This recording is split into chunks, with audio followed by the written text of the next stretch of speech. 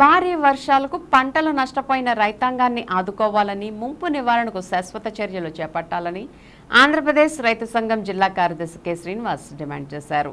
శనివారం ఉంగుటూరు మండలంలోని కైకరంలో ఆంధ్రప్రదేశ్ రైతు సంఘం, ఆంధ్రప్రదేశ్ కౌలు రైతుల సంఘం నాయకులు పర్యటన చేసి భారీ వర్షాలకు ముంపుకు గురైన వరి పొలాలను పరిశీలించారు. రైతులను, కౌలు రైతులను అడిగి నష్టం వివరాలను, ముంపుకు కారణాలను అడిగి తెలుసుకున్నారు. ఈ సందర్భంగా కె శ్రీనివాస్ మాట్లాడుతూ భారీ వర్షాలకు పంటలు ముంపుకు గురై అన్నదాతలు నష్టపోయే పరిస్థితి ఏర్పడిందని ఆవేదన వ్యక్తం చేశారు. ఎకరాకు 12,000కు పైగా పెట్టుబడి పెట్టారని చెప్పారు. వరద నీరు క్రిందకి వెళ్లకపోతే నాట్లు వేసిన వరిచేలు కుళ్లిపోతాయని, ఎర్ర కాలువ నుండి తాడిపూడి కాలువలోకి వర్షపు నీరు వచ్చి ఆ నీరు వాగుల ద్వారా కొల్లేరులోకి, చెరువుల్లోకి వెళ్లే మార్గం లేక వందలాది ఎకరాల్లో పంటలు ముంపుకు గురవుతున్నాయని చెప్పారు. విత్తనాలు, ఎరువులు ఉచితంగా అందించాలని కోరారు. పంటల ముంపు నివారణకు శాశ్వత చర్యలు చేపట్టి అన్నదాతలను ఆదుకోవాలని కోరారు. ఈ కార్యక్రమంలో ఆంధ్రప్రదేశ్ కౌలు రైతుల సంఘం జిల్లా కన్వీనర్ కొర్ని అప్పారావు, జిల్లా కో కన్వీనర్ వెజ్జు శ్రీరామచంద్రమూర్తి, పలువురు రైతులు, కౌలు రైతులు పాల్గొన్నారు.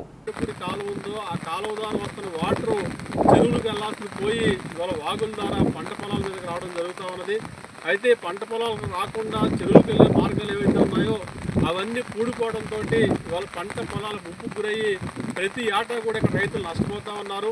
అయినా సరే ప్రభుత్వాల వైపు నుంచి ఎటువంటి చర్యలు ఉండడం లేదు.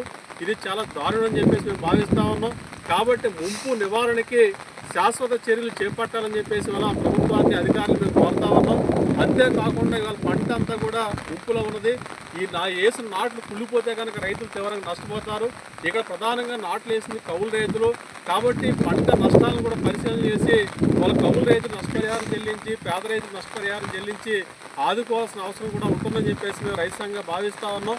కాబట్టి ఎప్పటికైనా ముంపు నివారణకి శాశ్వత చర్యలు తీసుకుని ఈ ప్రాంత రైతాంగాన్ని అన్ని విధాలు ఆదుకోవాలని చెప్పేసి.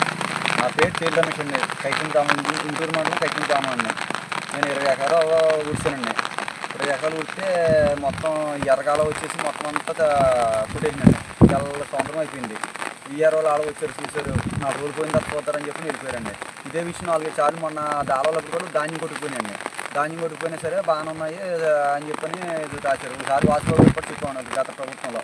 చెప్తే అవన్నీ పూడిపోయి కొద్ది తీపించమంటే అది ఎంత పని చేపిస్తారని చెప్పి అన్నారు. తర్వాత నిధులు లేవు, అవి లేవు అని చెప్పని దాటేసి వెళ్ళిపోయారండి.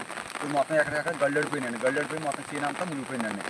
మొత్తం 20 ఎకరాలు కూడా మొత్తం కుళ్ళిపోయి నాశెట్టేసిందండి. ఈ తేలిన ఊడిద్దరన్నా సరే మళ్ళీ ఆకులు ఎకరాన్ని తీసుకొచ్చి ఊడిద్దరన్నా నారులు లేవు, ఏమీ లేవండి.